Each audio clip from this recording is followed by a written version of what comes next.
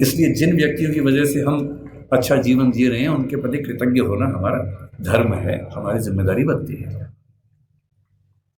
इतनी खराब परिस्थितियों के बाद जो व्यक्ति इतना आगे बढ़ा, उसने देश के लिए क्या क्या किया, हल्का सा अंदाजा ये भी आपको।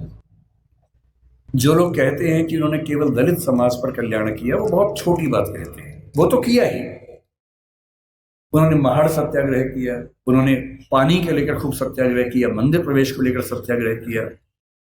जब उनको लग गया कि सबसे बात नहीं बनेगी, वो नाराज भी हुए। 1927 में उन्होंने मनुस्मृति दहन किया। 1935 में येवला में घोषणा की कि मैं पैदा हुआ हूं हिंदू धर्म में, लेकिन मैं मरूंगा नहीं हिंदू धर्म में। महात्मा गांधी ने उनसे निवेदन किया कि ऐसा ना करें। उसके बाद 21 साल तक वेट किया ताकि समाज अगर बदल सके तो मुझे इतना बड़ा स्टेप ना लेना पड़े। और 1956 में जब उनको लग गया कि मेरी मृत्यु नजदीक है और मैं अपने समुदाय को संशय में, दुविधा में न छोड़ के जाऊं, तो अपनी मृत्यु से केवल 1.5 महीना पहले 14 अक्टूबर के दिन उन्होंने बौद्ध धर्म को अपना लिया। ये तो एक पक्ष है उनके जीवन का, जो दलित समाज या अछूत समुदाय को मुख्य धारा में लाने के लिए उन्होंने किया। उनके जीवन का उससे बड़ा पक्ष जो मेरी नजर में है वो महिलाओं के बारे में। आपको अंदाजा नहीं होगा शायद, जब भारत का संविधान बना उन्होंने बहुत जिद की, और ये बात 1935-36 से ही शुरू हो गई थी, आजादी के बाद तक चलती रही, कि महिलाओं को बराबरी मिलनी चाहिए। और महिलाओं को बराबरी देने के लिए यूनिफॉर्म सिविल कोड का आना बहुत जरूरी था, जिसको आजकल हम बोलते हैं समान नागरिक संहिता। ये यूनिफॉर्म सिविल कोड आज सरकार कह रही है कि हम लेके आएंगे। ये जिद जिस व्यक्ति की थी वो डॉक्टर अंबेडकर थे। उनको पता था कि जब तक सामाजिक कानून सभी धर्मों में पुरुष और महिला के लिए बराबर नहीं होंगे तब तक महिलाएं आगे नहीं बढ़ सकती हैं। और उन्होंने कहा था, मैं किसी समाज की प्रगति का अनुमान इस बात से करता हूं कि वहां महिलाओं की हालत कैसी है। अगर महिलाएं पढ़ी लिखी नहीं है, वो घर के अंदर बंद है, तो समाज कैसे प्रगति करेगा। वो नेहरू जी से लड़ गए।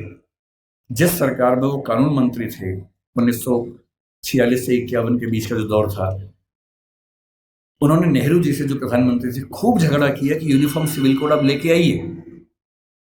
उस समय नेहरू जी का मानना यह था कि 1951 के पहले आम चुनाव होने के बाद, जनता से विश्वास लेने के बाद मैं लेके आऊंगा। और अंबेडकर साहब ने नाराज होकर इस मुद्दे पर देश के कानून मंत्री के पद से इस्तीफा दिया और एक भाषण दिया जिसमें कहा कि नेहरू जी ने अपने वायदे को निभाया नहीं है और महिलाओं की बराबरी के लिए जो प्रयास करना चाहिए वो प्रयास कर नहीं रहे।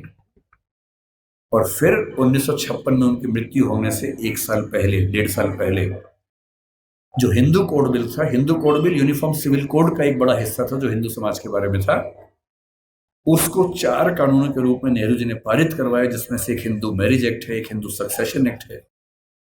और यदि आज हिंदू समाज की महिलाओं को वो सारे अधिकार मिल पाए हैं जो हिंदू पुरुषों को मिलते हैं, तो उसके पीछे जिम्मेदार सबसे बड़ा यदि कोई एक व्यक्ति है तो वो डॉक्टर अंबेडकर है। इसलिए भारत की महिलाओं को,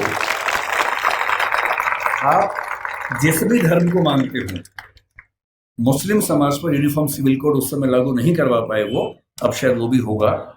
और किसी भी समाज हो, हिंदू समाज हो, मुस्लिम समाज हो, कोई भी समाज, यदि उस समाज की महिलाओं के साथ बराबरी नहीं है तो राज्य की जिम्मेदारी है कि वो कानून बनाकर बराबरी लाए। और ये विचार मुख्य रूप से अंबेडकर जी का ही था, जिसकी वजह से आज हम यहां खड़े हैं। तीसरी बात, लोग कहते हैं कि आजादी के संघर्ष में उन्होंने उतना साथ नहीं दिया। ठीक बात है, उनकी अपनी प्राथमिकताएं थी। 1942 से 46 तक जब स्वाधीनता संग्राम एकदम चरम स्तर पर था, वो वायसराय की काउंसिल में श्रम मंत्री थे या श्रम विभाग के प्रमुख थे।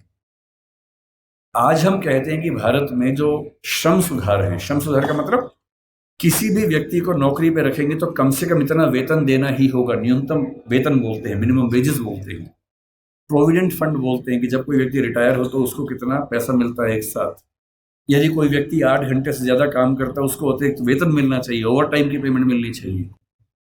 ये सारे श्रम सुधार जिस व्यक्ति ने किए हैं भारत में, वो डॉक्टर अंबेडकर हैं। इसलिए वो जिम्मेदारी केवल दलित समाज की नहीं है, देश की सारी महिलाओं की भी है, देश के सारे मजदूरों और नौकरी करने वालों की भी है। इन सब के प्रति सब ठीक है ना? इन सब के प्रति डॉक्टर अंबेडकर की भूमिका ऐसी है कि हम उसको भूल नहीं सकते। अंतिम बात, आपकी स्थिति को देखते हुए जल्दी खत्म करते, उनसे हमें क्या सीखना चाहिए? क्या सीखें उनसे? उनसे हमें मुख्य रूप से 3-4 बातें सीखनी है। उन्होंने कहा कि मैंने जो कुछ सीखा है 3 व्यक्तियों से सीखा है। बुद्ध से सीखा, कबीर से सीखा और ज्योतिराव फुले से सीखा। सच बात है कि उन्होंने अपनी माँ भीमा बाई से भी बहुत कुछ सीखा, क्योंकि माँ ने ही सिखाया था कि भूल के भी झगड़ा मत करना, पढ़ना। और उनकी जिंदगी में एक टर्निंग पॉइंट ये भी था कि जब उनकी माँ की मृत्यु हो रही थी तो कोई वैद्य उनके घर तक नहीं आए, क्योंकि वो अछूत महिला थी, तो वैद्य उनके घर में कैसे आ सकता था।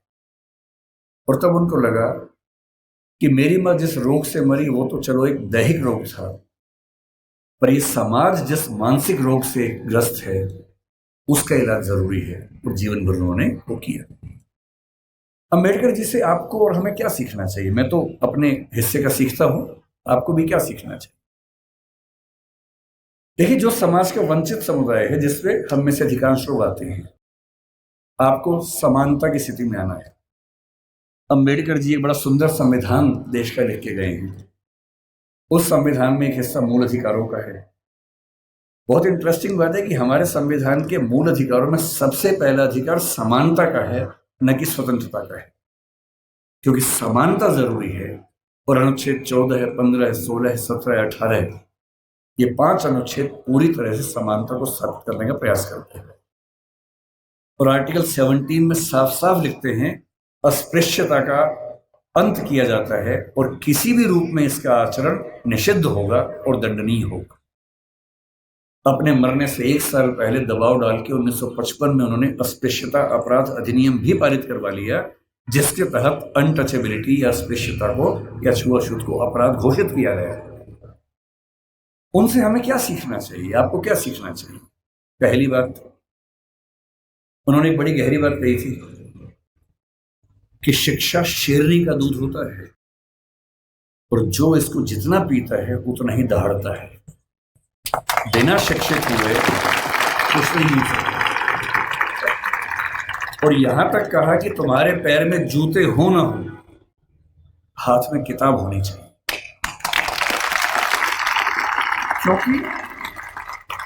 क्योंकि एक जीवन में अगर आप चाहते हैं कई जीवन के बराबर जिंदगी जी के आगे बढ़ना, उसका एक ही रास्ता है, किताबें, पढ़ाई।